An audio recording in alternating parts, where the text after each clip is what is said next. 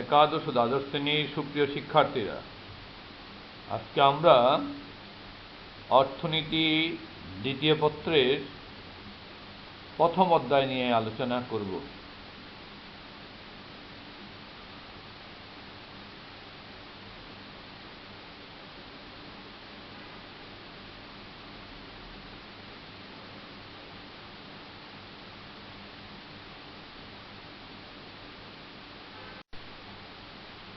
অর্থনীতি দ্বিতীয় পত্রের প্রথম অধ্যায়। উক্ত অধ্যায়ের গুরুত্বপূর্ণ বিষয় হচ্ছে বাংলাদেশের অর্থনীতির বৈশিষ্ট্য। আর এই বাংলাদেশ আমাদের সোনার বাংলা, যা গ্রামভিত্তিক কৃষিপ্রধান অর্থনীতির দেশ। স্বাধীনতা উত্তর বাংলাদেশের ক্রমোন্নতি, অর্থাৎ কর্মক্ষম মানুষের চেষ্টার ফলপ্রসূ আজকে আমাদের এই বাংলাদেশ মানব সম্পদ উন্নয়নে, মাথাপিছু আয়ের দিক থেকে, বৈদেশিক বিনিয়োগ বৃদ্ধির দিক থেকে, আর্থসামাজিক উন্নয়নের দিক থেকে বাংলাদেশ আজ বিশ্বের একটি মডেল হিসেবে বিবেচিত হচ্ছে। এই পরিস্থিতিতে আমরা মিলেনিয়াম ডেভেলপমেন্ট গোল অর্জন যেভাবে করেছি, ঠিক তেমনইভাবে আমরা সাস্টেইনেবল ডেভেলপমেন্ট গোলের দিকে অগ্রসর হচ্ছি, অর্থাৎ টেকসই উন্নয়নের দিকে আমরা যাচ্ছি বা অগ্রসর হচ্ছি। আর এই পরিস্থিতিতে 1 জুলাই 2015 বিশ্বব্যাংক বাংলাদেশকে নিম্ন আয়ের দেশ থেকে নিম্ন মধ্য আয়ের দেশ হিসেবে স্বীকৃতি দিয়েছে। আবার জাতিসংঘ মার্চ 2018 সময়ে বাংলাদেশকে উন্নয়নশীল দেশ হিসেবে প্রাথমিক স্বীকৃতি দিয়েছে। যদিও উন্নয়নশীল দেশ চূড়ান্ত স্বীকৃতি পাওয়া যাবে 2024 সালে। আর এই দেশের অর্থনীতির বৈশিষ্ট্য নিয়ে আমরা আজকে আলোচনা করব। আমাদের সোনার বাংলা, আমাদের প্রিয় দেশ বাংলাদেশ, আর এই বাংলাদেশের বৈশিষ্ট্য নিয়েই আমরা আজকে আলোচনা করব। চলো শিক্ষার্থীরা, আমরা এক এক করে বাংলাদেশের বৈশিষ্ট্য নিয়ে আলোচনা করি।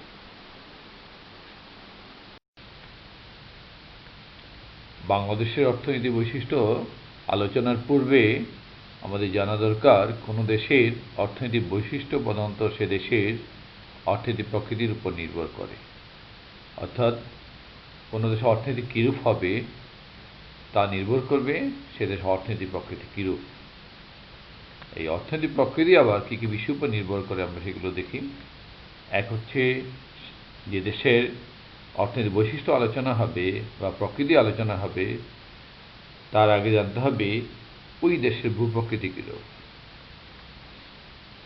এবং কী কী প্রাকৃতিক সম্পদ পাওয়া যায় উক্ত দেশে, জনগণের শিক্ষা ও দক্ষতার স্তর কীরূপ, অর্থাৎ জনগণ শিক্ষিতের হার কী অবস্থায় আছে এবং তাদের ওই শিক্ষার পাশাপাশি তাদের দক্ষতা অভিজ্ঞতা কেমন আছে তার উপর ডিপেন্ড করে। আর জনগণের উদ্যম, অর্থাৎ তাদের কর্মস্পৃহা, কী পরিমাণ কাজ করতে তারা চায়, তারা কী কী উদ্যোগ গ্রহণ করতে চায়, তাদের মানসিকতা কীরূপ সেটার উপর ডিপেন্ড করবে। এইসব বিষয়গুলোর উপর নির্ভর করেই অর্থনীতি প্রকৃতি, কোনো দেশের অর্থনৈতিক প্রকৃতি। আর এই প্রকৃতির উপরেই ডিপেন্ড করে সে দেশের অর্থনীতির বৈশিষ্ট্য।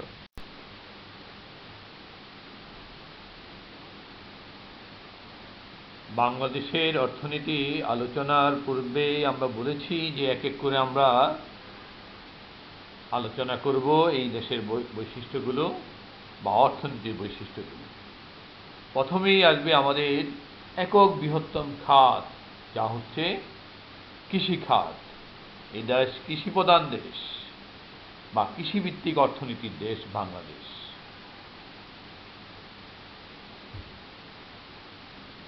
2016-17 অর্থ বছরে জিডিপিতে এই কৃষিখাতের অবদান দেখা যাচ্ছে, অর্থাৎ সার্বিক কৃষিখাতের অবদান 14.73, যার মধ্যে শস্য, শাকসবজি, প্রাণীজ ও বনজ এই উপখাতের সমন্বয়ে কৃষি বনজ খাত, যার অবদান হচ্ছে 11.12%, আর মৎস্য খাতের অবদান হচ্ছে 3.61%। এই দুই মিলে হচ্ছে 14.73%। দেশের মোট শ্রমশক্তি অর্থাৎ কর্মক্ষম জনশক্তি প্রায় 40.60% এই খাতে নিয়োজিত।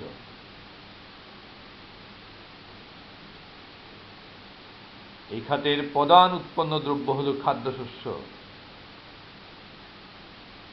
এখানে অর্থকরী ফসল উৎপাদিত হয়, বা প্রধান উৎপন্ন দ্রব্য বলছি আমরা খাদ্যশস্য। এখানে উৎপন্ন দ্রব্যের অনেক শিল্পের কাঁচামালের যোগান দেয়, অর্থাৎ এই খাতে অর্থাৎ কৃষি খাতে যে বিভিন্ন দ্রব্য সামগ্রী উৎপাদিত হয় বা শস্য উৎপাদিত হয় তা শিল্পের কাঁচামাল হিসেবে ব্যবহৃত হয়।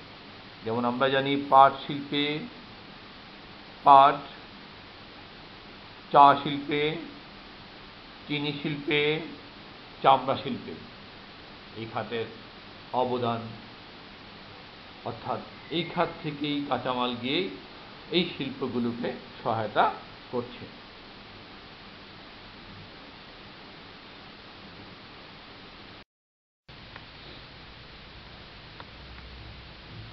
খাদ্যের যোগানদাতা হিসেবে আমরা দেখি কি কি খাদ্যের যোগান দেয়। শস্য, শাকসবজি, ফলমূল, এগুলো আমাদের খাদ্যশস্য হিসেবে আমরা ব্যবহার করি। আর আছে চাল উৎপাদনে এখন আমরা প্রায় স্বয়ংসম্পূর্ণ, সবজি উৎপাদনে বিশ্বের তৃতীয়, মাছ চাষে সাফল্য ঈশ্বরীয়, এবং এখান থেকে অনেক কিছু রপ্তানিও আমরা করছি। আমরা আরও লক্ষ্য করছি যে এই কৃষি খাতের থেকে আমরা আরও পাই যে মুরগি, হাঁস, গরু, ছাগল এগুলো কৃষিখাতে আওতাধীন, সবজি এবং বিভিন্ন ধরনের শস্য, চাল, ডাল, আলু, পেঁয়াজ, এবং সমন্বিত কৃষি খাতের অন্তর্ভুক্ত হচ্ছে এই মৎস্য খাত। মৎস্য খাতের পরিধি বৃদ্ধি পাওয়ায় বাংলাদেশ অর্থনীতি আলোচনার সুবিধার্থে এই মৎস্য খাতকে এখন জাতীয় হিসাবে আলাদাভাবে হিসাব করা হচ্ছে, বা সমন্বিত কৃষি খাতের অন্তর্ভুক্ত হচ্ছে এই মৎস্য খাত। এবার আমরা দেখতে পাই বাংলাদেশের খাদ্যশস্য উৎপাদনের পরিস্থিতি। কয়েক বছরের তথ্য ইনফরমেশন এখানে তুলে ধরা হয়েছে। 1990-91 অর্থ বছরে মোট উৎপাদন ছিল 188.6 লক্ষ মেট্রিক টন। 2000-2001 অর্থ বছরে এই উৎপাদন বৃদ্ধি পেয়ে দাঁড়ায় 269.06 লক্ষ মেট্রিক টন। 2010-11 অর্থ বছরে এই উৎপাদন আরও বৃদ্ধি পেয়ে দাঁড়ায় 360.65 লক্ষ মেট্রিক টন,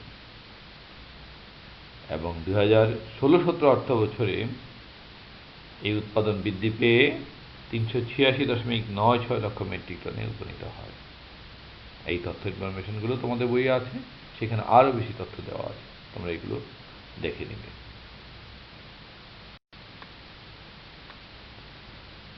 কৃষিখাতে উৎপন্ন দ্রব্য অনেক শিল্পের কাঁচামাল যোগান দেয়, একটু আগে আমরা বলেছি। এখন দেখি কোন কোন শিল্পের কি কাঁচামাল হিসেবে ব্যবহৃত হচ্ছে, কোন দ্রব্যগুলো কোন শিল্পে কাঁচামাল হিসেবে ব্যবহৃত হচ্ছে। যেমন পাট শিল্পে, পাট কৃষি উৎপন্ন, বাঁশ কৃষি পণ্য, সেগুলো আমাদের এই ক্ষুদ্র কুটির শিল্পে এবং বৃহদায়তন পাট শিল্প এই কৃষি উৎপন্ন দ্রব্য ব্যবহৃত হচ্ছে কাঁচামাল হিসেবে। চামড়া থেকে চামড়াজাত দ্রব্য উৎপাদিত হয়, অর্থাৎ আমরা লক্ষ্য করছি।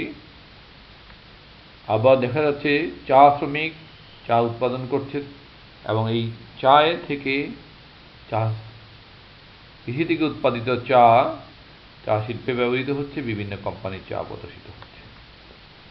আখ থেকে চিনি কলে আখ কাঁচামাল হিসেবে ব্যবহৃত হচ্ছে এবং চিনি উৎপাদন হচ্ছে।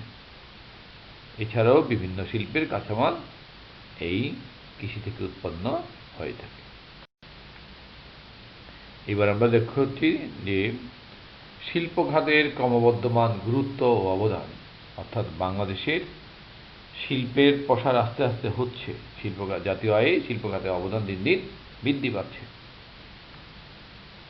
এই শিল্প খাতের মধ্যে আমরা আগের লেকচার থেকে শুনেছি যে শিল্প খাতের মধ্যে খনিজ ও খনন আছে। সেখানে দেখা যাচ্ছে প্রাকৃতিক গ্যাস, অপরিশোধিত তৈল উৎপাদন হচ্ছে এবং কয়লা, খনিজ লবণ, সিলিকা বালি এগুলো আমাদের দেশে এখন পাওয়া যাচ্ছে। এগুলোর অবদান দিন দিন বৃদ্ধি পাচ্ছে। এছাড়া ক্ষুদ্র কুটির শিল্প, বৃহদায়তন শিল্প, ক্ষুদ্র আয়তন শিল্প, আমরা এগুলোকে ক্ষুদ্র, মাঝারি এবং বৃহদায়তন শিল্প বলি। সেগুলোর মধ্যে আছে তৈরি পোশাক শিল্প, কুটির শিল্প, ইলেকট্রনিক শিল্প, জাহাজ নির্মাণ শিল্প, এই শিল্পগুলো অন্তর্ভুক্ত। এইগুলোর অবদান জাতীয় আয় দিন দিন বৃদ্ধি পাচ্ছে। বিদ্যুৎ, গ্যাস, পানি সরবরাহ, এই খাতের অবদানও দিন দিন বৃদ্ধি পাচ্ছে। তারপরে নির্মাণ, যত ধরনের নির্মাণ কার্যক্রম হচ্ছে সব নির্মাণ কার্যক্রম এই খাতের অন্তর্ভুক্ত, শিল্প খাতের অন্তর্ভুক্ত। এই শিল্প খাতের অবদান আমরা লক্ষ্য করি 1980-81 সালে এই খাতের অবদান ছিল 17.39, আর 2016-17 অর্থ বছরে দাঁড়ায় এই খাতের অবদান 33.66, অর্থাৎ এই খাতের অবদান পূর্বের তুলনায় প্রায় দ্বিগুণ বৃদ্ধি পেয়েছে।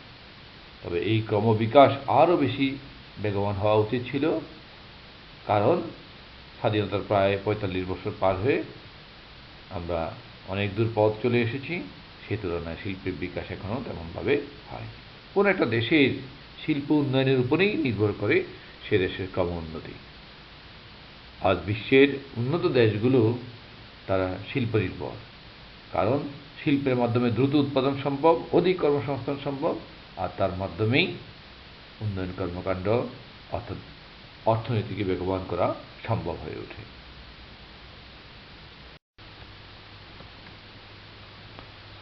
এবার চলো আমরা আজকের পাঠে যে পয়েন্ট নিয়ে আমরা আলোচনা করব বা যে বৈশিষ্ট্য নিয়ে শুরু করব সেটা হচ্ছে স্বল্প মাথাপিছু আয় ও জীবনযাত্রার নিম্নমান। বাংলাদেশের মাথাপিছু আয় 2016-17 অর্থ বছরের হিসাব অনুযায়ী $1,610, যা প্রতিবেশী দেশ শ্রীলঙ্কা, ভারতের তুলনায় কম। ইউএনডিপির হিউম্যান ডেভেলপমেন্ট রিপোর্ট 2018 অনুযায়ী শ্রীলঙ্কার মাথাপিছু আয় ছিল $4,073.74, আর ভারতে ছিল $1,942.10, অর্থাৎ তাদের তুলনায় বাংলাদেশের মাথাপিছু আয় কম। আর এই মাথাপিছু আয় কম হওয়ার কারণ হচ্ছে আমার দেশের মজুরির হার নিম্ন, ব্যাপক বেকারত্ব এবং অর্ধ বেকারত্ব, অর্থাৎ কৃষিখাতে এখনও যারা নিয়োজিত দিনমজুর তারা অর্ধ বেকারত্বে ভুগছে। আর এই কারণেই মাথাপিছু আয় কম। আর স্বল্প মাথাপিছু আয়ের কারণে, স্বাভাবিক কারণেই মানুষের জীবনযাত্রার মানও নিম্ন থাকে, অর্থাৎ তারা বিভিন্ন সুযোগ সুবিধা থেকে বঞ্চিত হয়। দেখা যাচ্ছে যে বাংলাদেশের 1/4 লোক দারিদ্র্য সীমার নিচে অবস্থান করছে। বাংলা অর্থনৈতিক সমীক্ষা 2018 অনুযায়ী দেশের দারিদ্র্যের হার হচ্ছে 24.8%।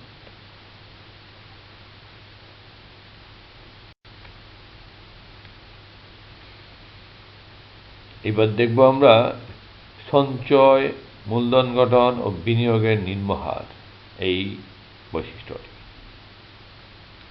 এখন আগে বৈশিষ্ট্য আলোচনার পূর্বে আমরা জানব সঞ্চয় কি। অর্থাৎ মানুষ তার আয়ের যে অংশ ভবিষ্যতের জন্য জমা রাখে, অর্থাৎ আয় থেকে ভোগ ব্যয় বাদ দিলে যা অবশিষ্ট থাকে তা হচ্ছে সঞ্চয়। আর এই সঞ্চয় আবার ভবিষ্যতে বিভিন্ন কাজে ব্যয় করে। সঞ্চিত অর্থ যখন উৎপাদন কাজে ব্যয় করা হয় তখন তাকে বলা হয় বিনিয়োগ। আর মূলধন হল উৎপাদনের উৎপাদিত উপাদান, যা ইতিমধ্যেই তোমরা জেনেছ। আর মূলধন গঠন হচ্ছে মূলধন বৃদ্ধি বা মূলধন সংযোজন। আর একটু আগে আমরা যা বলেছি যে বিনিয়োগ, এই মূলধন সংযোজন বাবদ ব্যয়কে বলা হচ্ছে বিনিয়োগ। অর্থাৎ আগে তোমার একটা কারখানা ছিল, সেখানে 50 জন শ্রমিক 50টা মেশিন দিয়ে কাজ করত। এই বছর এসে তুমি নতুন করে আরও 10টা মেশিন ক্রয় করেছ, অর্থাৎ মোট মেশিনের সংখ্যা হলো 60টি। তাহলে সংযোজন হলো 10টি। 10টি মেশিন ক্রয় বাবদ ধরে নিলাম প্রতিটি 1 লাখ টাকা করে 10 লাখ টাকা ব্যয় হয়েছে। এই 10 লাখ টাকা হচ্ছে বিনিয়োগ, আর তা সঞ্চয়ের মাধ্যমে করা সম্ভব হয়েছে। তাহলে মূলধন সংযোজন বাবদ ব্যয়কে বিনিয়োগ বলে। আর আমাদের এটা এই মূলধন গঠন ও বিনিয়োগের হার নিম্ন বলা হয়েছে, কারণ সঞ্চয়ের হার কম বলে।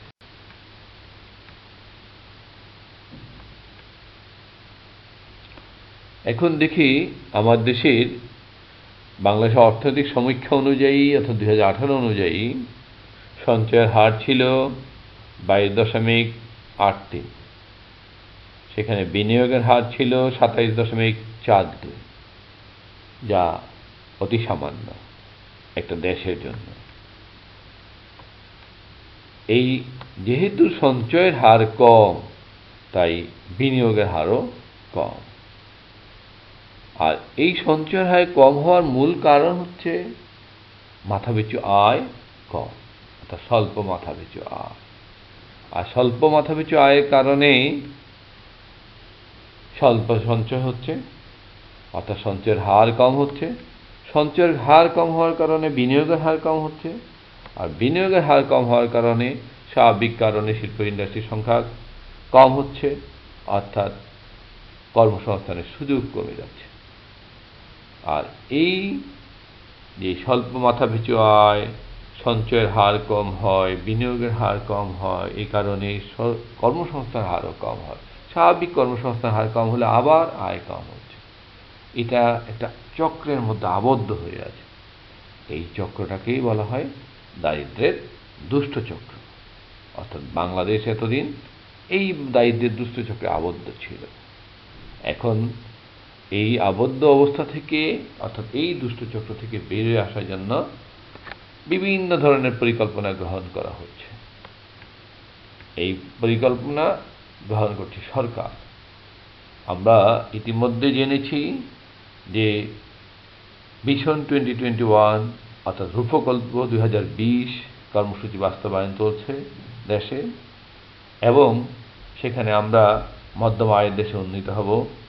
আবার 2041 সালে এসে আমরা উন্নত দেশে উন্নীত হওয়ার জন্য বিভিন্ন দীর্ঘমেয়াদী পরিকল্পনা গ্রহণ করা হচ্ছে। তাহলে আমাদের কি করতে হবে? আগে মাথাপিছু আয় বাড়ানোর জন্য প্রয়োজন হবে যে আমাদের বেশি পরিমাণে বিনিয়োগ করতে হবে, আর সেটা সঞ্চিত অর্থগুলো কি করতে হবে? উৎপাদন কাজে ব্যয় করতে হবে। অর্থাৎ অনুৎপাদনশীল খাতে ব্যয় কমিয়ে উৎপাদনশীল খাতে ব্যয় বৃদ্ধি করতে হবে। আর উৎপাদনশীল খাতে ব্যয় বৃদ্ধিকে আমরা বলছি মূলধন গঠন বৃদ্ধি পাবে। মূলধন গঠন বৃদ্ধি পেলে স্বাভাবিক কারণে কর্মসংস্থান সুযোগ বৃদ্ধি পাবে, আর মানুষ যত বেশি কাজ করবে তার আয় উপার্জন তত বেশি বাড়বে। আর আয় উপার্জন বাড়লেই স্বাভাবিক কারণে সে এই চক্র থেকেই বেরিয়ে আসতে পারবে এবং দেশও সমৃদ্ধিকে এগোতে থাকবে। দেখা যাক আজকের পাঠ শেষে আমরা কি শিখতে পেরেছি? কোনো দেশের অর্থনীতির প্রকৃতি কৃষির উপর নির্ভর করে। তোমরা ইতিমধ্যে জেনেছ যে দেশের অর্থনৈতিক প্রকৃতি নির্ভর করে ভূপ্রকৃতি, প্রাকৃতিক সম্পদ বা খনিজ সম্পদ প্রাপ্তির উপরে, জনগণের শিক্ষা ও দক্ষতা স্তরের উপরে, জনগণের উদ্যোগ ও উদ্যোগ গ্রহণের মানসিকতার উপরে।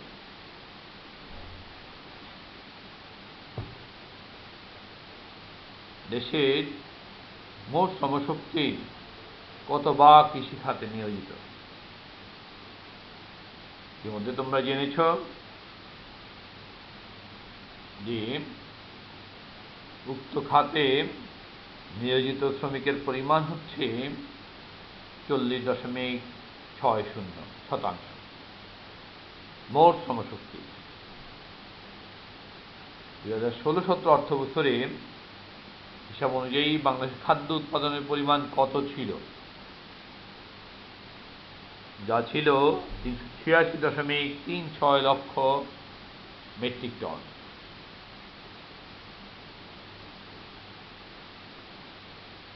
2016-17 অর্থ বছরে বা সালের হিসাব অনুযায়ী বাংলাদেশ জিডিপিতে শিল্প খাতের অবদান বা অবদানের হার কত ছিল? অবশ্যই তোমরা বলতে পারবে,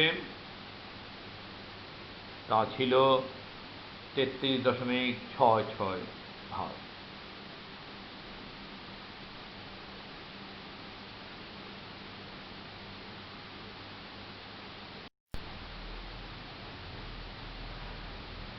আজকের বাড়ির কাজটি আমরা দেখে নেই, সবাই প্রয়োজনে খাতায় তুলে নিবে, তুলে নিয়ে ভালোভাবে বুঝে বাড়ির কাজটি সম্পন্ন করবে। জনাব রহিম, পাশের চিত্র আমরা দেখতে পাচ্ছি, জনাব রহিম নদী থেকে মাছ ধরছেন এবং নদীর পাশের জমিগুলোতে ধান চাষ করেছেন, অর্থাৎ পাশে যে জমিগুলো এগুলো চাষ। তার মতো দেশের অনেক লোক এই খাতে নিয়োজিত। এই খাত ছাড়াও দেশের কর্মক্ষম লোক বিভিন্ন খাতে কাজে নিয়োজিত, অর্থাৎ দেশে যে কৃষি ছাড়াও শিল্প সেবা খাত আছে সেখানে বিভিন্ন লোক নিয়োজিত আছেন। এটা হলো আমাদের আজকের বাড়ির কাজে উদ্দীপক। এবার আমরা এক এক করে প্রশ্নগুলো দেখি। প্রথমেই জ্ঞানমূলক। দেশের কত ভাগ লোক দারিদ্র্যসীমার নিচে অবস্থান করছে? ইতিমধ্যে তোমরা জেনেছ, তা হচ্ছে 24.8%। স্বল্প মাথাপিছু আয় জীবনযাত্রার মানকে প্রভাবিত করে। যা অনুধাবনমূলক প্রশ্ন, যার নাম্বার হচ্ছে 2। তোমরা অবশ্যই স্বল্প মাথাপিছু আয় এবং জীবনযাত্রার মানের সঙ্গে সম্পর্ক দেখিয়ে এটা ব্যাখ্যা করবে। যেমন আয় কম হলে মানুষ কম জিনিসপত্র ভোগ করতে পারে, আবার সঞ্চয় করতে পারে কম, বিনিয়োগ করতে পারে কম, অর্থাৎ জীবনযাত্রার মানের জন্য যেগুলো প্রয়োজন, মৌলিক চাহিদা পূরণ করার জন্য যে জিনিসগুলো আছে সেগুলো যেমন সে সম্ভব হয়ে ওঠে না পূরণ করা তার আয়ের কম থাকার কারণে, তাই এটা প্রভাবিত করে মাথাপিছু আয় জীবনযাত্রার মানকে। এভাবে আলোচনা করে ব্যাখ্যাটা দিবে। জনাব রহিম যে খাতে নিয়োজিত দেশের অর্থনীতিতে উক্ত খাতের অবদান ব্যাখ্যা করো। আমরা ইতিমধ্যে দেখেছি যে সে মাছ ধরছেন বা তিনি মাছ ধরছেন, আবার ধান চাষ করছেন তার জমিতে, অর্থাৎ তার খাত হচ্ছে রহিম যে খাতে নিয়োজিত, অর্থাৎ সে কৃষি খাতে নিয়োজিত আছেন। এই কৃষি খাতের অবদান এখানে আমরা আলোচনা করব। নাম্বারটা হচ্ছে 3 নম্বর, প্রয়োগমূলক প্রশ্নের উত্তর আমরা এখানে দিব। দেশের সার্বিক উন্নয়নের জন্য সকল খাতের অবদান অপরিসীম, বিশ্লেষণ করো। এখানে উদ্দীপকে কৃষি খাতের কথা সরাসরি যেমন আছে, ঠিক উদ্দীপকে এই খাত ছাড়াও বলা হয়েছে দেশের কর্মক্ষম লোক বিভিন্ন খাতে নিয়োজিত আছে। অর্থাৎ শিল্প, সেবা খাত, বাকি যে খাতগুলোর কথা আলোচনা হয়েছে আমাদের উদ্দীপকে, সেই খাতগুলো আলোচনা হবে, করে এখানে ওই খাতগুলোর অবদান আমরা এখানে আলোচনা করব, করে আমরা মতামত প্রদান করব।